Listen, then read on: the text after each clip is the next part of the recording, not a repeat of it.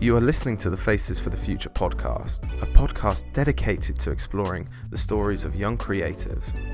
My name is Jake Beckett Via. I'm a documentary photographer, publisher, and visual artist, and I'm going to be sitting down with creators to listen to their inspiration, interests, and process, hearing the lessons they have learned and how they broke out of the mold. Good morning, good afternoon, good evening, ladies and gentlemen, and welcome to the Faces for the Future podcast. I know it's been about a year or so since I first mentioned that I wanted to start a podcast, and here we are, Faces for the Future. I can't believe we finally got to this point, I'm going to be honest. But this is the first episode, the inaugural episode of Faces for the Future podcast, and I am very lucky to be joined by a good friend of mine, somebody who I quite literally grew up with. His name is Jake Beckett. He's a photographer, a artist, a skateboarder, all-round nice guy, and I can't wait to share and listen to his interests, his art, and especially his music. Any audio capabilities. How have you been anyways, mate? Yeah, not doing too bad considering the situation, but yeah, could be worse. 100%. Yeah. But it's a bit weird, isn't it? We're sort of locked in our homes, which is quite strange to be, actually. Yeah, very, very close to your own thoughts, and yeah. Like I was saying to you yesterday, you know. Are you back in Bristol or are you in Burnham? No. Me and my partner, we moved back to Burnham earlier this year, not very long before this happened. So we got back to Burnham for a bit, just got started to get settled again, and then boom, you're just kind of locked down. Yeah, it's so weird, isn't it? I moved back from uni in late January, and had about 4 weeks of freedom, and then suddenly it's like now I'm definitely stuck at home, which is quite interesting, especially living away for the last 18 months. But you know, it is what it is. I can't really remember what Burnham as a hometown was like before, considering I haven't had time to re-explore it since we've been back. It's just sort of been 100%, inside. 100%. It's weird, isn't it? Like, when you come back to your hometown, especially when you've been away for a little bit, everything sort of changes perception a little bit. Like, you look at the town a little bit differently.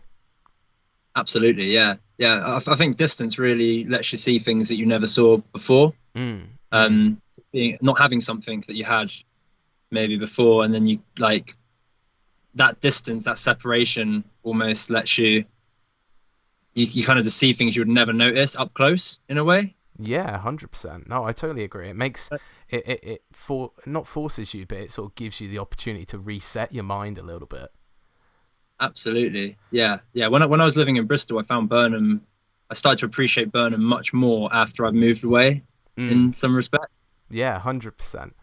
So I don't know if you felt this. Yeah, no, definitely. Coming to and from Cheltenham sort of changed every time I came back. It's definitely changed. Yeah. So for the people that are sort of like watching and listening, me and Jake, when did we meet? It was when I used to go to Apex Skate Park a lot, but I think we met before that, didn't we? It must have been, yeah, at some point. Yeah, I think I'm pretty sure it's action sports related. Yeah, definitely. So, as some of you guys know, I used to ride and trying to ride BMX a little bit again. Jake skateboards, even though two different disciplines, still crossed over quite a lot. I think we actually met through a mutual friend of ours, actually, wasn't it? I think it was through Danny. We both sort of met, and then it's quite strange that. I'm sort of working on this BMX film, which is kind of on the low down at the moment. But looking back through all of that old footage, it's really cool to see all those old relationships and also where it all sort of started. Yeah. It's bizarre, isn't it? How unifying, just like being, you sort of all end up in the same. You're all doing different things. I mean, BMX and skateboarding, it's all the same kind of thing, really, just different tools, isn't it? 100%. It's exactly the same thing, really. But it's just the sort of melting pot of people, you like different personalities and stuff that brings together. And Yeah, that's so great about it. You know, you can be totally different people, but if you have that one thing in common, like BMXing or skateboarding or rollerblading, whatever you do, then you really it's a good chance to sort of hang out with groups of people you wouldn't normally hang out with, or form a really eclectic kind of group of people. Yeah, you meet so many different types of people is the way that I'd put it, you know, different interests and ways of seeing life, even when you're only sort of 13, 14, you know? Yeah. So do you think, like, for you, because for me, like, I didn't realise until making this film how much BMX especially influenced me even now. Do you think that sort of happened for you in sort of skateboarding and going forward with, like, your music and everything else? Oh, absolutely. Half of the music I listen to now is mainly from skateboarding, I guess, like skateboarding videos. I think skateboarding kind of got me into music in some respects, more so than I would have been before. Yeah, and it definitely showed me like that those cultures certainly showed me a lot of kind of better, more interesting types of music than I think what I would have found without, and artwork and as photography, everything as well. You know, I think those sort of pastimes have a real sort of good canon of produce behind them in some respects, visually, musically. You know. Yeah, 100%. Well, both of us. I think both of us started photography at the skate park, didn't we? Yeah. I think that was my first sort of point where I sort of became interested in art and sort of capturing moments. And sort of, for me, it was more a case of seeing the development of everybody. You know, we all started so young, all the way up to, you know, some of us still ride, yourself still skates to this day. And seeing that development, I suppose. But yeah, I know that I started at the skate park, but I don't know about yourself. Yeah, I certainly saw you taking photos at the skate park, and that definitely got me interested in some respects. But I think I found photography through going to college and doing media studies because I didn't know what else to do. Yeah, 100%. I just didn't have a clue what I wanted to do when I left school. I just knew that I was like, skateboarding or whatever, and that if you did media, you get access to cameras. Yeah, 100. You can just see you can film what your friends are doing, you know. Yeah, absolutely. But I think there was a photography module within that course that where we had to just go out with a roll of film and shoot that, and for me, that's just really what started it. But certainly gravitating towards the skate park, as that was our main hangout spot, I was, you know, you'd make a lot of stuff there. Yeah, no, definitely. I think that's especially when you're around your friends. Like, I was just speaking to somebody the other day actually on the phone, because obviously can't meet in person. Well, I was speaking to them on the phone, and I was saying how I think the camera, for me especially, helped me sort of bond with people and build better relationships with people, especially in that scene, because I'm quite sort of, I would say now I can identify it as sort of socially anxious. I think back then I was, but didn't quite know what that meant, and I think that the camera was my way of breaking that down, I suppose.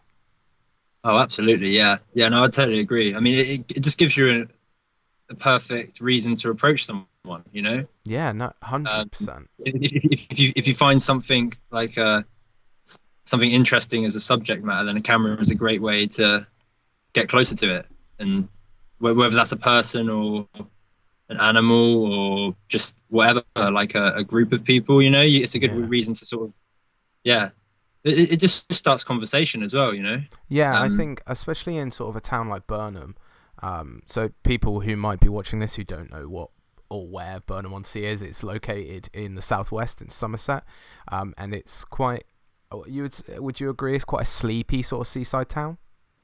Yeah, very sleepy, very seasonal as well. Yeah, definitely.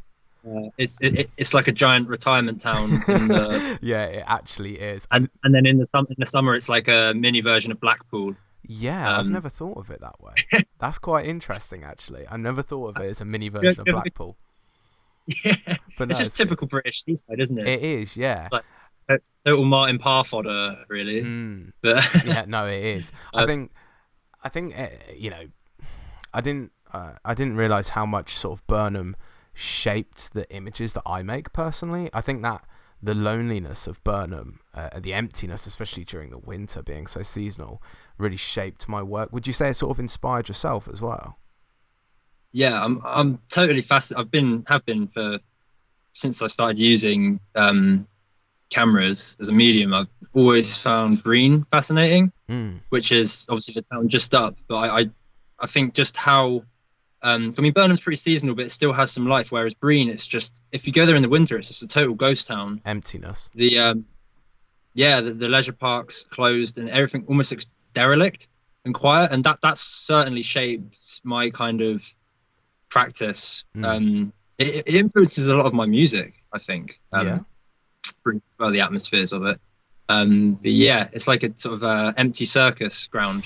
Yeah, no, in some ways it is. Yeah. I think that's the thing. Is like a few years ago, like way before I went off and studied my masters, and yourself was, I think you studied at UCW, didn't you, in Western? Yeah, is that this the Western College University? Yeah. I did 2 years there, and then 2 years in City of Bristol College. Oh, nice! I didn't know you went to UE. Yeah.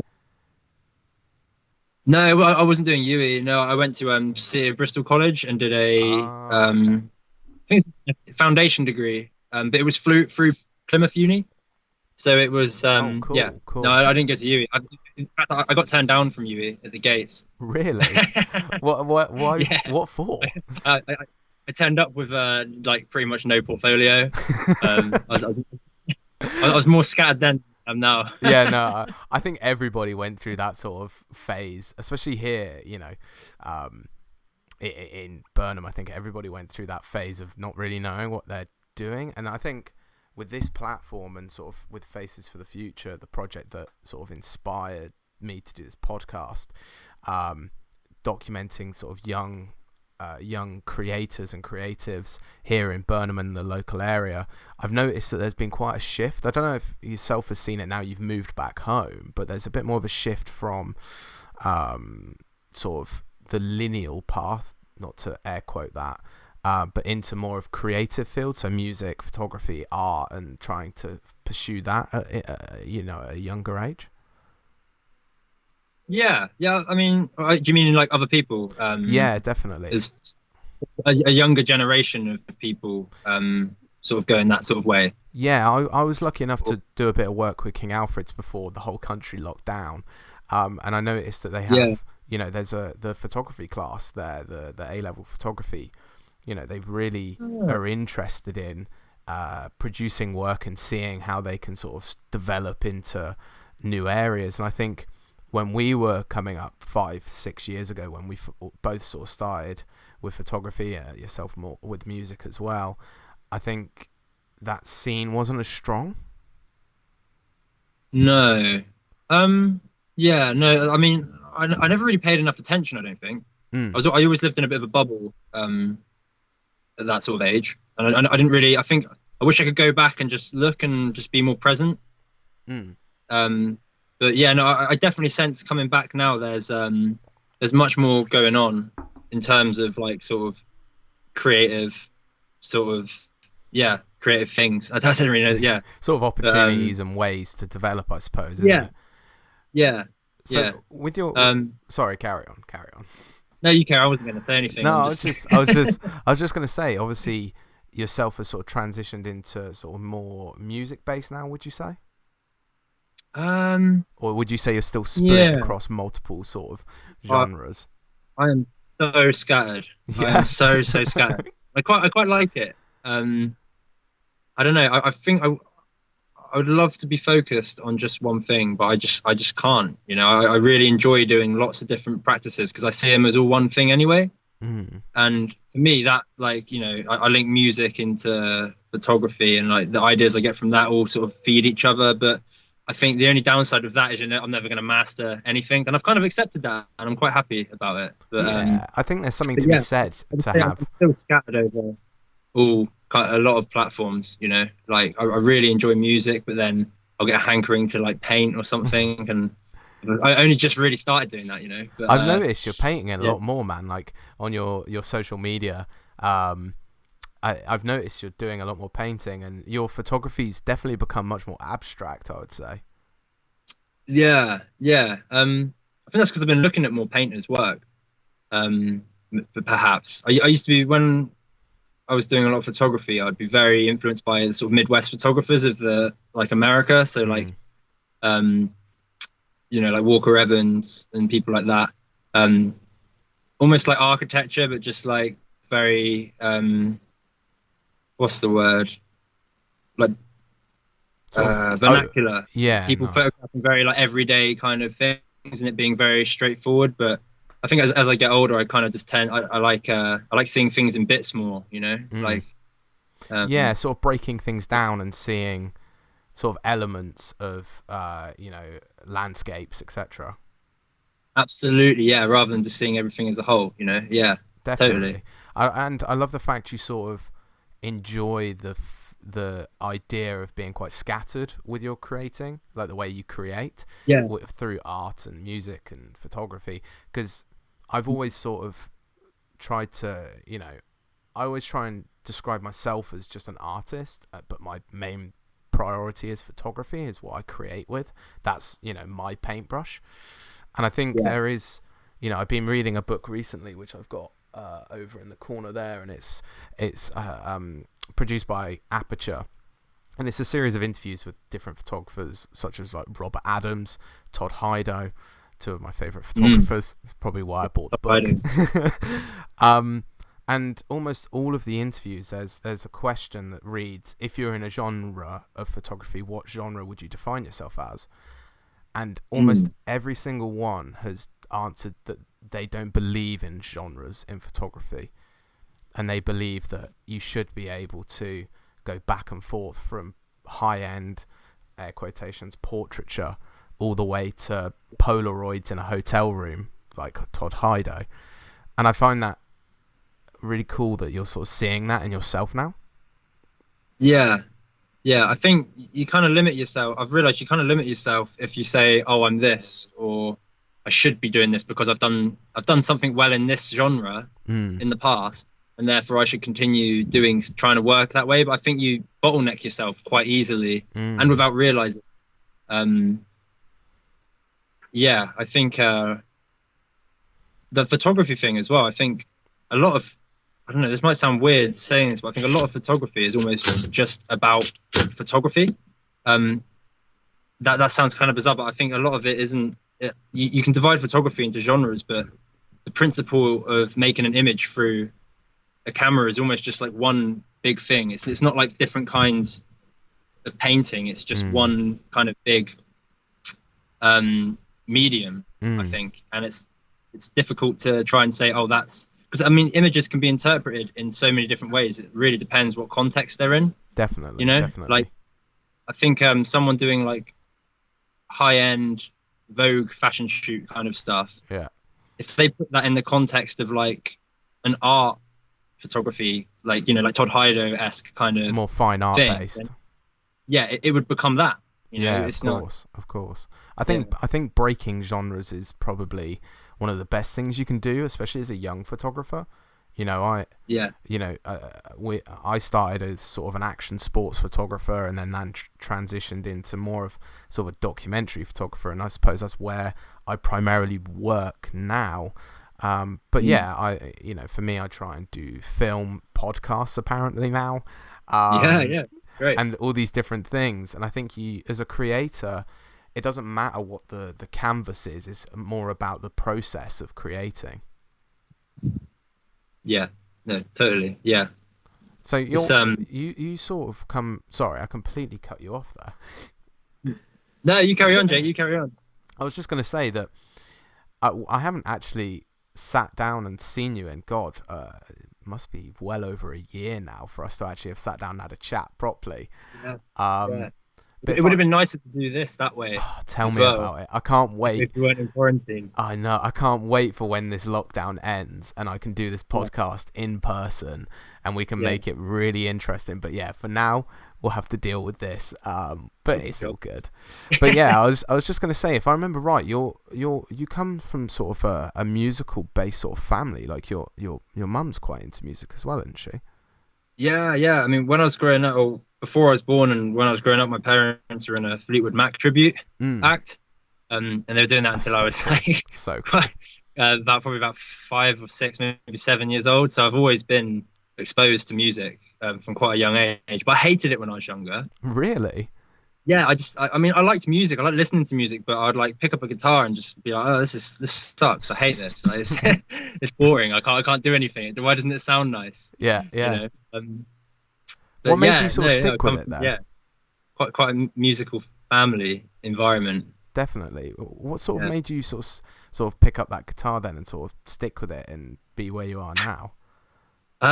It wasn't actually. It's bizarre actually. It was almost an accident. It wasn't any intention to get into music. It was I started college and being a kind of your typical angsty teenager, very very into like punk rock music and stuff, and we formed a band with some friends, and not because I wanted to play music, but just because you wanted to just be, I don't know, you just wanted an outlet. Do you know what I mean? Yeah, definitely. And did that, and I played bass guitar doing that, and that kind of just led to meeting other musicians and then kind of playing in more different bands and kind of just sort of learning stuff without really realizing it. But my main motivation wasn't to get into music. It was just an outlet at the time. It still is now, but it's weird. Yeah, 100%. I think that goes back to that being a creator, it's an outlet. I think everybody has a creative streak in them. It's just figuring out the outlet, I suppose. Absolutely, yeah. But I wasn't even aware of getting into music, really. It kind of just happened. Like, See, I still find that so interesting because obviously, your music's come obviously a long way, and you're sort of, in different bands, as you said. So, would you say it's more of a focus for yourself, music, or you still just split across everything? It's probably the main thing. Yeah. Like I said, I am scattered, but certainly music is my anchor point, I would say, at the moment. It's the thing that it's the thing I automatically go to without thinking, and it's always been that way. The other things I have to think a lot about, and I have to kind of try to be inspired a lot. But music's always just come kind of naturally to me. You can sort of just pick up the guitar and start going as such. Yeah, well, I mean, I wouldn't realize I'd picked it up. Really? Yeah, like some people pace. I tap my leg and make drum beats, or pick up a guitar and then sort of realize, oh, what am I doing? Where am I? Definitely. So would you say that your creating process is sort of, it's not what's the word I'm looking for? It's not pre-planned as such. It has got more that way. I certainly plan things to some extent now, but I think there's a true kind of, I think you can get, for me anyway, not everyone's like this, but the best things I produce are like very off the cuff and very like spontaneous, without much thought, like conscious thought. Definitely. And I feel that's when I'm really happy with anything I make. But when I make something in that way, I'm sort of more satisfied, if you know what I mean. Yeah, 100%. I think all of us creators, I don't think we're ever happy with what we make. I think there's always an element of disappointment. I think with Treasure Island, a project that I just finished. Well, I haven't finished because it's never finished, but I think there's like 2 images out of that whole body of work where I'm actually like, yeah, I like those pictures. The rest of it, I'm like, it works. It's content filler. It works. But it's But I think that not disappointment, but that feeling of not accomplishing actually drives you more? Absolutely, yeah. It makes you want to improve and try different things, explore further, go deeper down the rabbit hole. 100%. I think that's all it really is, isn't it? Is this exploring all of these different elements that can be exploited to make.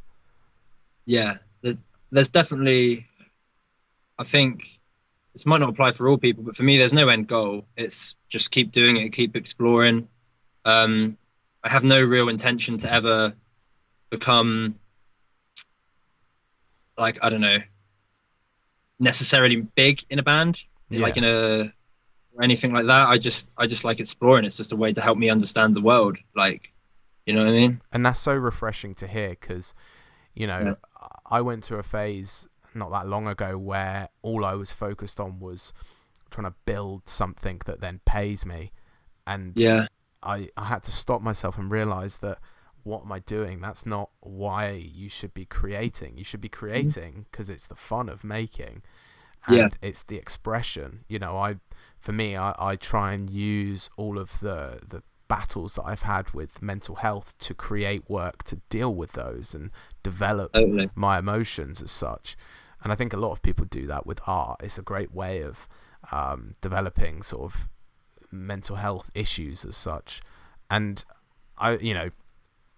with your music, it's so varied as well. I was listening to it just before this podcast, and you've got stuff that would easily fit within sort of a punk rock genre, not to talk about genres, but hey ho.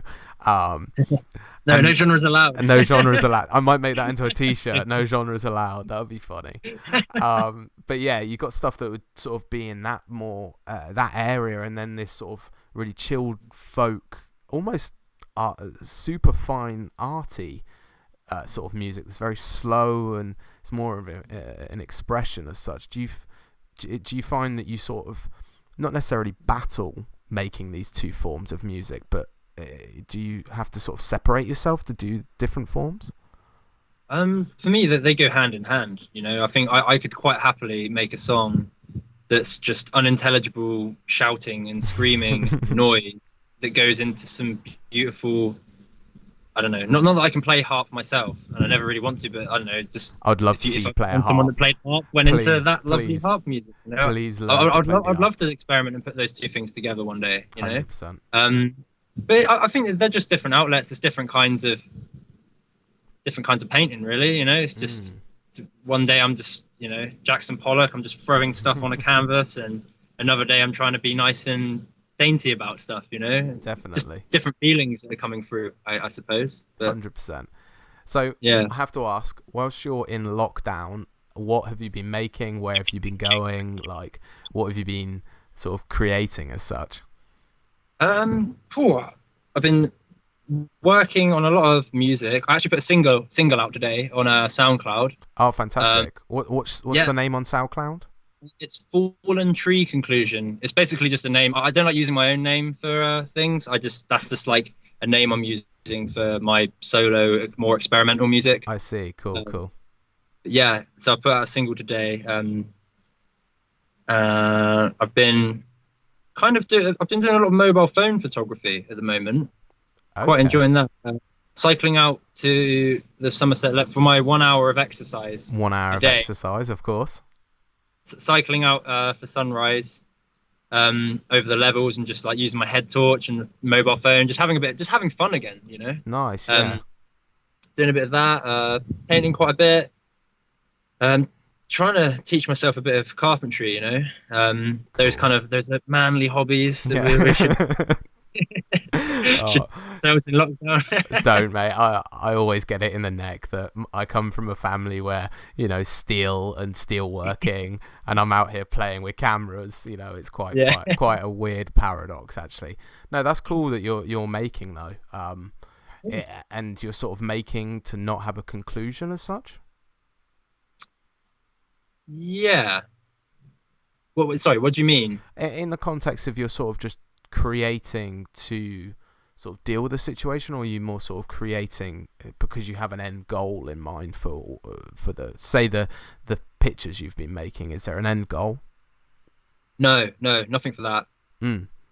um, just kind of ideas, really. I think when I make a lot of things, it's kind of it's not really. I mean, I probably should. I mean, I've got like a photo book that's on hold that I need to sort of put together. But a lot of the time when I produce stuff and show stuff to the world, it's not so.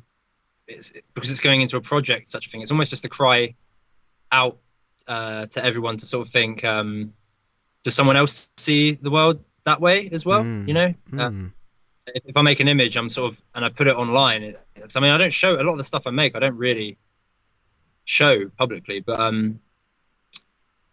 things that I do show, it's almost like, oh, does someone else get this way? You know, does someone understand that sort of thing? It's almost asking for a conversation about something, really. Yeah, you know? I think it's really, really refreshing to see that you're sort of one of the only creators, whether it's photography or, well, primarily photography or whatever, that doesn't upload to social media like every other day, and it's much more of a sort of a process of evaluation and sort of way of looking at images you've made in the past. Yeah, I think I used to do that quite a lot, but then realized I feel like I was just devaluing my images a bit by posting. You know, I'd spend so much money on a roll of film and then spend the time shooting that roll and then spending the money getting it developed and then bang, all of that roll straight on Instagram. Yeah, that's it. And That's an then interesting concept. then I just feel like, oh, that's it then. That's almost like the end goal. But I'm kind of saving up a big bank of images that at one point I will go through and make something out of. Tell me about it. I've got hard drives full of stuff, man. I know the pain. I know the pain. It's a bit like that clutter drawer at the moment. Yeah, I think I'm just saving everything up, and I will sit down one day and just make a load of books in a row, some zines, like that. But no, just at the moment, I'm kind of just, like you said, a mixture of coping with the situation and just producing stuff, just continuing to explore, really, rather than making stuff towards an end goal. I'm just exploring and trying to keep in a kind of beginner's mind quite a lot at the moment. Yeah, definitely. And I think there's anything, but sort of being open to every possible sort of thing that comes my way, really. 100%. And I think it's quite easy, especially with the way that the world is at the moment, to not only isolate ourselves physically but also mentally, and also put ourselves in a place where we don't necessarily want to create, because what can we create as we can't go anywhere? And I think challenging that, whether that's on your hour cycle or hours exercise or even just sat at home, challenging that identity that's slowly building in one's head. You know, we've been here for 4 weeks now, and trying to create some weird and interesting images, or paintings or music or sculpture, whatever it might be. And I think you just sort of have to push through that. Don't you agree? Yeah, absolutely. Yeah, it's I've never sort of second guessed myself so much since being in this like isolation kind of environment. I think everything I make, I feel like I have almost too much time to think about it. Too much time to go and challenge it, and also just every aspect of my life. You know, I'm questioning at the moment, which is uncomfortable, but probably a positive thing in the long run. Of course. Yeah. I think it's forced a lot of us to sort of stop and think, quite literally. Yeah, absolutely. Yeah. And I think sorry. Go on. No, you go on, please. I was just going to say, and I think it's in the short term, it's difficult, it sucks. But in the long term, I think it will pay off, especially those people that are dealing with those emotions right now, or those issues, and actually come to a conclusion by the end of this. I think you'll see a big payoff in the long term. Yeah, no, totally. Yeah, it's difficult. I mean, at the moment, we don't really know what's happening, do we? I think that's the hardest thing. Yeah, I think we've got a rough idea of how long we're going to be here, but it's not. Nothing's really set in stone at the moment, is it? So it's yeah, and I think that's the hardest. Definitely, the hardest thing is not knowing when we might actually be able to leave again, as such, or just quite literally go to the shops and not feel any sense of fear. Yeah. I think it's going to change everything for generations, though. I think because I don't think anyone's ever going to go to the supermarket again and not think for a moment, oh, that's what it was like when COVID-19 thing. Do you know what I mean? Like 100%. Someone who lived through this in 20 years, they're probably still going to go to a supermarket and think like, oh, I remember what it was like when we had to deal with that, you know? 2 meters, social distancing, etc. Yeah, I mean, it's absolutely awful and stuff, but but it's also at the same time, it's not like a world war, but it's still going to have a huge impact on our day-to-day lives for the foreseeable future, I think. Yeah, I think what we all have to try and do is, not to put this podcast into some dark notes by any means, but I think we all have to try and learn from this and move forward with it as such. But on a lighter note, obviously not knowing what the future has in store with regards to getting out of lockdown, but is there anything in store for yourself later on this year? Have you got any gigs or you got an album or anything coming up later in the year? Yeah, I'm going to try and put out stuff from via Fallen Tree Conclusion, so more experimental music, just as much as I can. Hoping to maybe do another. I put out a single today, but I'm working on an album which will hopefully come out before the end of quarantine. I'm anxious about when quarantine's going to end, actually, because it's just my time to do a lot of stuff. You know? Before we all have to go back to work and do our normal jobs. Yeah, as soon as it gets back to work, productivity will slow down massively. Yeah, definitely. So I'll hopefully do a few things with that. A band I'm in, the Junk Trips. We were meant to have our first gig yesterday, but that got called off. Okay. So hopefully we'll have some gigs in the future.